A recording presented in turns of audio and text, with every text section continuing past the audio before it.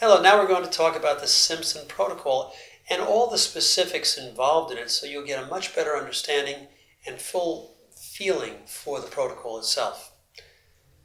Yeah, in the Simpson-Protokoll, we work in what we call very deep states. So I'm going to talk to you a little bit about what we call the Esdale level, a very deep state of physical relaxation.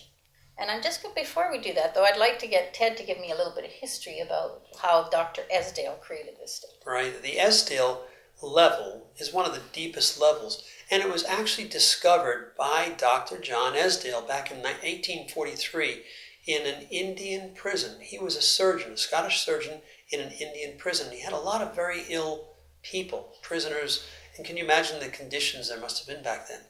And what would happen was they didn't have chemical anesthesia available to them at the time, and as a result, surgery basically, because of shock, generally meant death to people that were undergoing surgery.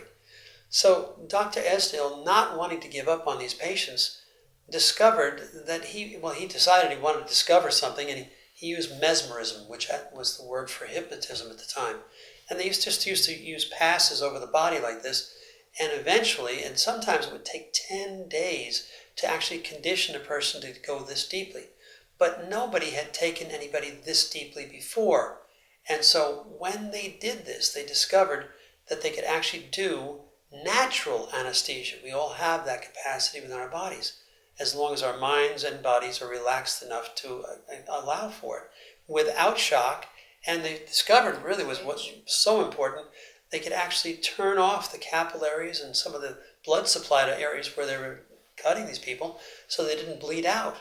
This is back in 1843. They could actually turn it back on if they needed moistness. Right. It was just totally on and just off at the mind's will. Just amazing. Yeah. So the good part, or even the best part, was that people didn't die from surgery, but even better than that, they had better outcomes in surgery when surgical anesthesia was finally brought in. And the problem was they didn't know what else to do with it.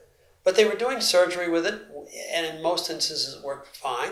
Eventually they started to use it for childbirth as well.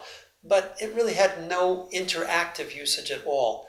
And it became sort of an anomaly. It wasn't used much until it started showing up again in stage acts in vaudeville in the 1890s and early 1900s, when a stage hypnotist would be hypnotizing somebody and suddenly they just snap right into this position where they just wouldn't move.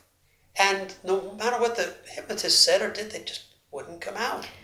So they didn't know what was happening. Those poor stage hypnotists. It must have been pretty scary for them too, yeah. Right? Well, the funny part is because they would otherwise spend the night in the hoosegow, they would keep a car running at the side entrance to the stage door so that if this happened to them, they could run to the car and take off for the next town. And that's where the myth comes from, right, stuck in that you hypnosis. Get stuck in, right? And yeah. That myth has been hanging around a long time, and it's just not true. Now, it remained that way, though, until the 1950s, mid-1950s, when a man named Dave Ellman, a highly touted, highly esteemed hypnotist who taught only doctors and dentists and professionals at the time about hypnotism in general, and he discovered how to purposely bring people into this deep state called the Esdale level. He also discovered how to bring them out just by talking to them. So this meant you could take them in and out. And he said at the time, this is the new paradigm in hypnosis, but he couldn't do anything beyond that. So he could do surgery, and he could do dental work, and he could do childbirth, but he couldn't do any interactive change work like therapy work. And so while he used it in years beyond that, it wasn't until just the last 10 years or so that finally somebody figured out how to interactively talk with a patient or client while they're in that deep hypnotic state. And this is the lady right here. Yeah, and simply what happens is, as you can interact from this level in the system we use, is we get the body to go into that Esdale level, but we ask, the mind is incredible, can do anything. We ask that one arm is left in the somnambulism, which is the one before we go into Esdale. Basic hypnosis. So that, basic hypnosis where you can move. So once this arm can move, the rest doesn't want to move, and that's okay. So then we set up what we call an idiomotor response, which means that it's just coming on by itself. And yeah, I know you'll think that's crazy, but once you're in it and you allow it to happen, you'll start getting answers from your mind that you don't consciously necessarily agree with. And they show up in your fingers. So we set a yes and a no finger, and I speed it up to the point where the conscious mind can't keep up, because the conscious mind can't think of very much things at once, with some kind of small amounts of information. And the rest of the mind is incredibly quick.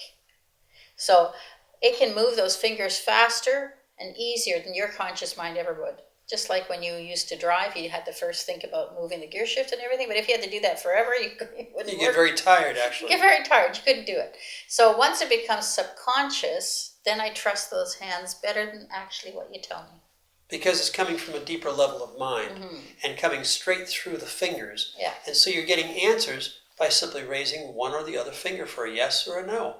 And so you then see the hypnotist, or any hypnotist that using this technique, will know that they're getting the right answer, not one that you've thought out or that you're worried or shy about giving, but the actual answer, the truth, will come out of these fingers quicker and easier than through your mouth. As a hypnotist, I can actually tell if you're moving them subconsciously or consciously. Yeah. So once we do all that, we can then go and take you to the very deepest levels. And the important part of this, the most important part, is the deeper levels become the launching pad for you to go to every other level of mind and to the highest state of minds where guidance exists. Why don't you tell me inner guidance. We all have an inner guidance. You all have an intuition. You all wake up in the morning with a problem that you thought of the night before, and it's solved in the morning. And that is coming from your own mind. It's that inner guidance. It comes there. So the inner guidance in those higher levels can run the whole show. All I have to do is be there and lead you through it. Now, always asking the mind if it's okay to do it, so it's totally in charge. If it says no, we don't do it. So the client is in total running of that. Well, we also ask the deeper mind if this is in your highest and greatest and best interest. And if we get a negative to that, we don't go further. So we always have your mind's permission, not your conscious mind, but a much deeper knowing part of your mind. And understand that we say that the subconscious is their safety mechanism, and at these levels it's actually much stronger.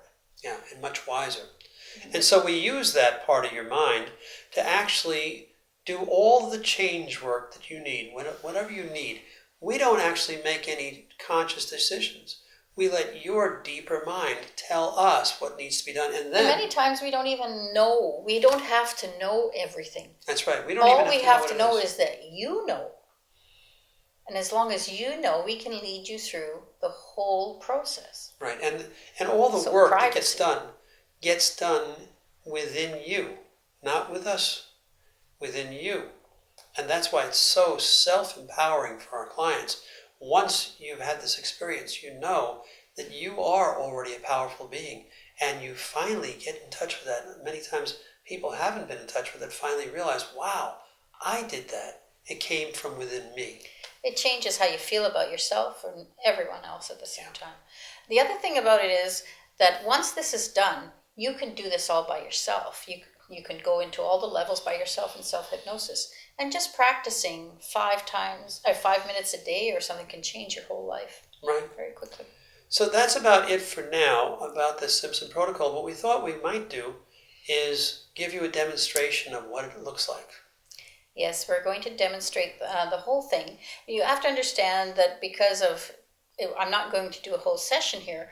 As a client, you get from me triggers to take yourself into there in self-hypnosis. So Ted's going to use his triggers most of the time in this situation, but I want you to see what it looks like and get some idea of it. Yeah. In fact, I'm going to be the volunteer this time, right? Yeah, well. That's good. I like that. I'm ready. All right. Here we go. All right. So Ted, you ready to go into hypnosis? I am. All right. So I always ask my clients if they're ready to go into hypnosis. So he is. So I'm just going to ask him to close his eyes when he's ready. And I'm going to ask him to use his trigger to go to go to peace. And when you're there, let the yes finger come up because he's already set up. Just move his hands.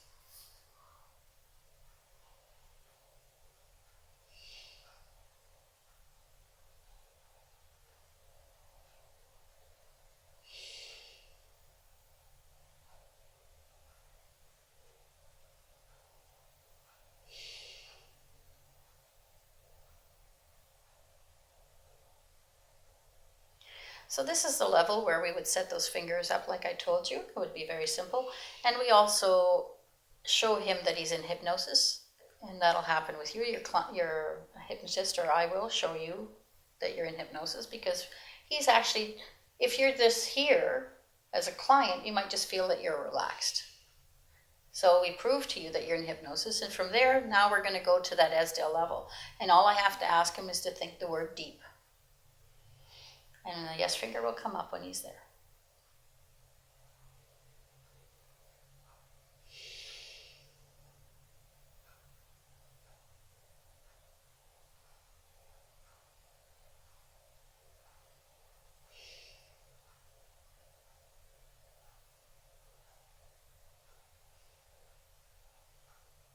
Thank you so much. Now,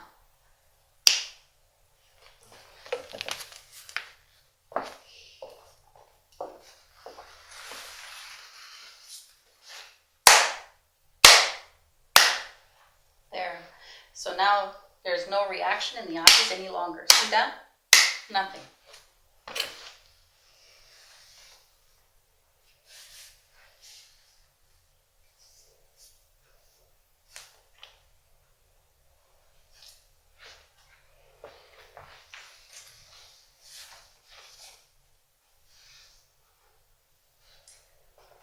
So now I could move this finger like this and bend it. And these would all stay where they're supposed to, like that.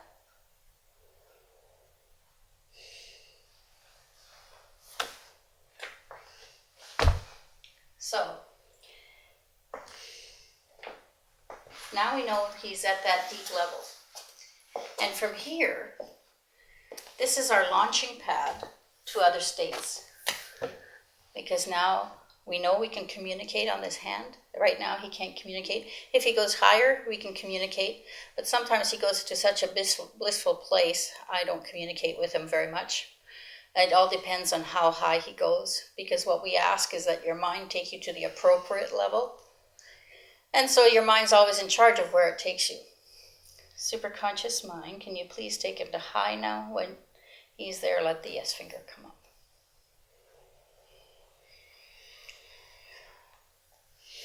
At that level, we'll see if it's a talking time or if he's looking too peaceful or too blissful. I probably won't bother him.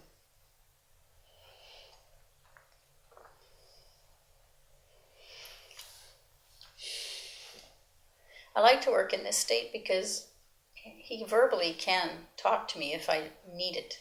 I still communicate mostly through the fingers because it's not, you don't like to. It's such a pleasant place, you'd rather not have to do that. But I can. And I do ask you to speak to me at times in that area. Now, I wasn't paying attention. Superconscious mind, if he's already there, let the yes finger come up. Good, thank you. So he's there now.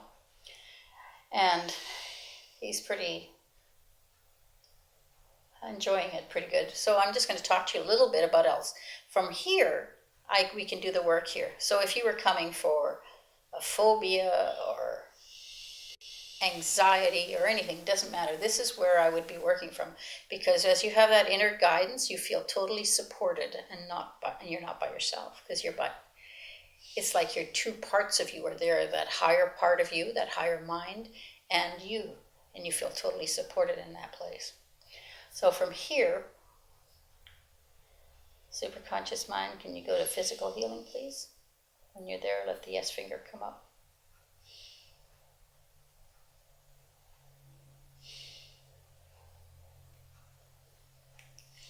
Now, just for interest's sake, I'll just show you how this works. I'm going to ask superconscious mind, is there anything in this body that, yes. Can you start some healing in that part of the body that needs it, yes or no? Okay, please start it now. And allow the conscious mind to know that it's in process, please. And when it's in process and the conscious mind knows it is, let the yes finger come up.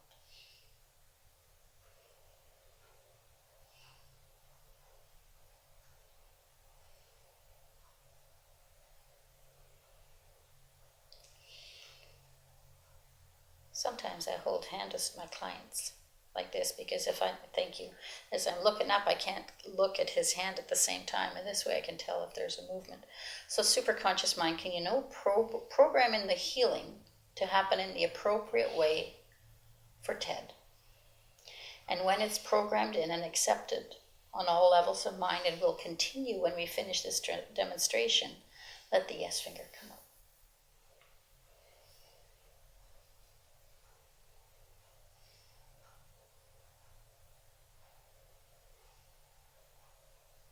I'm going to hold hands again. So sometimes this can take a couple minutes. Usually it doesn't take very long. Thank you. So now it's programmed in and it'll happen even after he's stopped here. It'll continue to heal. I don't need to know what it is. I haven't got a clue. His conscious mind will know what it is if he had, most of the time anyway. He'll know what it is because I asked it to be validated that it was healing. So he'll get some concept of how that's happening. So there's other levels of this, and you get to visit them all. So enjoy the trip, enjoy the change, and enjoy hypnosis. Ted, when you're ready, please come back to the peace level.